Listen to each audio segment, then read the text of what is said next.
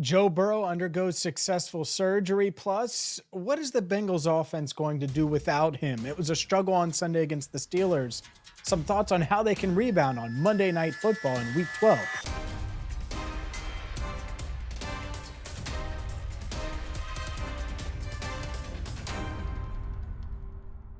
Hi again, everyone, and welcome in to Cincinnati Bengals Talk. I'm James Rapien of allbengals.com. Hit that subscribe button, ring the bell, and make sure you join the 40,000 plus Bengals fans that subscribe to this channel. We'll bring you the latest information all week long right here on CBT as the Bengals, they try to snap a 3-game losing streak. They head to Jacksonville. We will be in Jacksonville.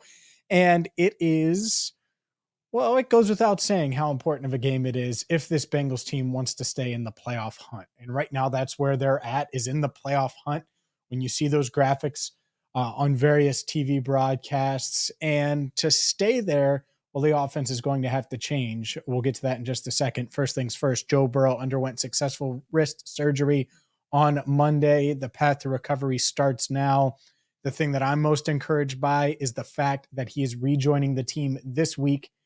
Sounds like he's going to be with the team for the remainder of the season as expected.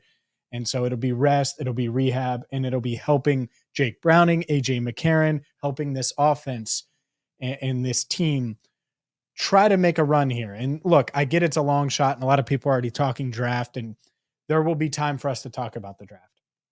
But I will say it is encouraging. This Bengals team, just injury update wise, Cam Taylor-Britt, I think he has a shot to go against Jacksonville. Logan Wilson, sprained ankle. Sounds like he'll be able to give it a go. I think they're tentatively evaluating, but with the extra day, I would be surprised at this point if he doesn't play. It could change, right? You never know with an ankle sprain, but it does feel like he has a shot to play on Monday night, despite spraining his ankle at the end of that game against the Steelers. And then Tee Higgins, 3 games off, suffered that hamstring injury going into the Houston game. Yeah, it's Houston game. It's a 3-game losing streak. I think Tee Higgins is going to be back this week. I thought there was an outside chance last week. The Bengals, they like to take care of their players. Makes sense. Totally understand it. Give him an extra week. I think he's going to be good to go and start alongside Jamar Chase, which is where we'll start offensively. A lot of people talking about the run game. We'll get to that in just a second. But it would be nice if you could have Jake Browning and his full assortment of wide receivers. If he could have a Jamar Chase, a Tee Higgins, and a Tyler Boyd.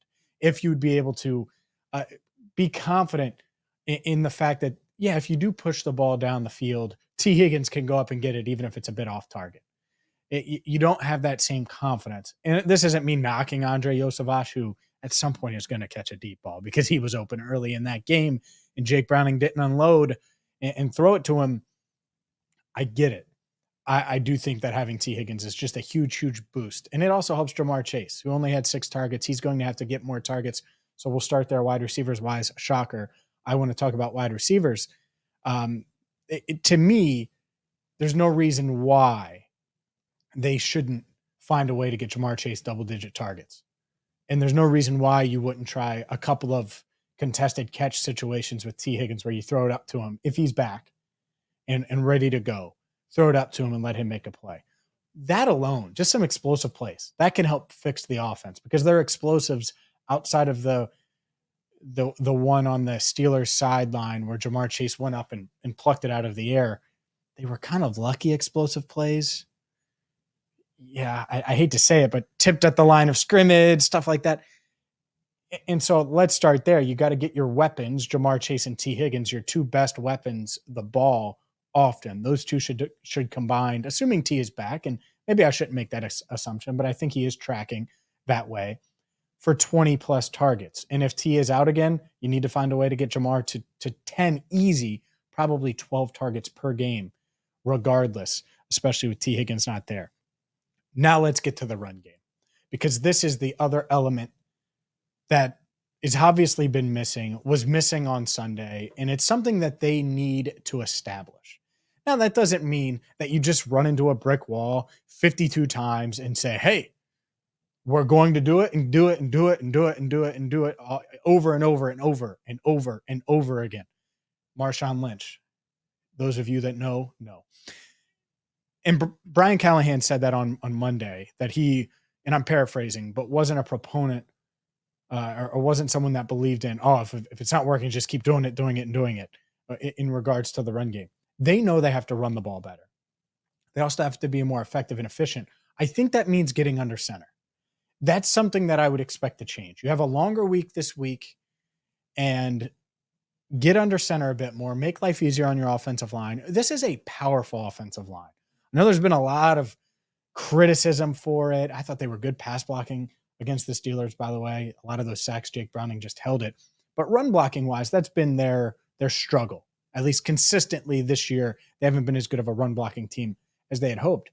Get under center and be a powerful team. You're not going to out-athlete opposing defensive lines, but this offensive line should be stronger than most D lines. Out-strength them, for a word that isn't right and isn't accurate. I get that. Use your strength. Use it to your advantage. Get under center. Be powerful. Get Joe Mixon, I'd say 12 carries minimum. A lot of people say 20. I think that's probably a bit much, but 12 carries minimum. But then you should also have Chase Brown getting 6 carries. So you have 18 carries, maybe a couple of touches for Brown in the passing game. Certainly Joe Mixon is dynamic in the passing game still. You get him the ball in space. Like, these running backs should have 20 plus touches or opportunities combined. And so 8 to 20 uptick, and then the quality of those touches, I think getting under center some could certainly help. And it would help Jake Browning, because maybe it opens up the play action a bit. Maybe you can go a little West Coast style offense where it's play action pass, you find the tight end, or you look downfield and you have Jamar Chase deep downfield, and maybe he brings a defender with him, and then you have Tee Higgins underneath, or you have Tyler Boyd crossing across them. Like, there's plenty of ways to do it where you can get Jake Browning on the move, take advantage of his athleticism, do some things that you certainly couldn't do with Burrow when he was dealing with the calf, and not ask Jake Browning to be Joe Burrow. And I know they didn't. They did make some tweaks to the offense, but I don't think there were enough. Certainly not enough against a Pittsburgh Steelers defense that is one of the better fronts in the NFL. I think this Bengals offense, they need to be more efficient early on, so third down isn't as brutal. They finished 2 for 10 on third down. A lot of their mistakes, big sacks, the interception came on third down against Pittsburgh. And so first and second down, how can you maximize that? I think maximizing your weapons, Jamar Chase and Tee Higgins, letting them ball out. Notice how I didn't say don't throw the ball. I want to be very, very clear. This Bengals offense should throw the ball. Their strength is wide receiver. If Tee Higgins is back, that strength is still a strength, to be very, very clear. Number 2, when you run the ball, put your offensive line in more of a position to succeed, more advantageous position, because they've struggled. They've struggled running out of the gun. I'm not sure that's going to change. Okay, so get under center some. Doesn't mean you can't pass from under center. You can. Make that tweak this week. I think that's that could be a big step for this offensive line, for Jake Browning, for this team in their quest to snap a 3-game losing streak. Look, Jamar Chase said it after the game, losing isn't fun. It's not fun for anybody. It's not fun for you. It's not fun covering the team. It's not fun for the players and coaches. And so they're going to do everything they can to get a win this week. It's a tough game on the road against a good team, against a good quarterback. We'll have thoughts on the defense, of course. And it's a flawed football team right now. But looking at this offense, I think prioritizing, one, if you can get Tee Higgins back, that's huge. Prioritizing your playmakers, Chase and T. That doesn't mean Boyd and the tight ends and Mixon, that they won't get targets. Establish the ground game and have a few wrinkles in the ground game, which this coaching staff has done. If they can do those things, they've done that in the past. They did. Even in 2019, they completely tore up the ground game. Last year, they evolved into a power running team. And I think that's what they want to be again. It's easier to do that if you can get under center here and there. I would expect to see more of that this week against Jacksonville.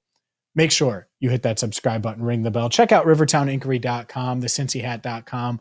Both great partners here with Cincinnati Bengals Talk. Rivertown Inquiry has the Logan Wilson tee. So what great way, what a better way, there isn't one, to support Logan Wilson than to get his t-shirt. He was the subject of some criticism that we didn't even touch because it was stupid, to be quite honest, after that Ravens game. He has an exclusive t-shirt with Rivertown Inquiry that you can get at rivertowninquiry.com to show 55 some love as he recovers from that ankle sprain. For Andrew Fox Miller, I'm James Rapien. Thank you so much for watching. And until next time, this is Cincinnati Bengals Talk.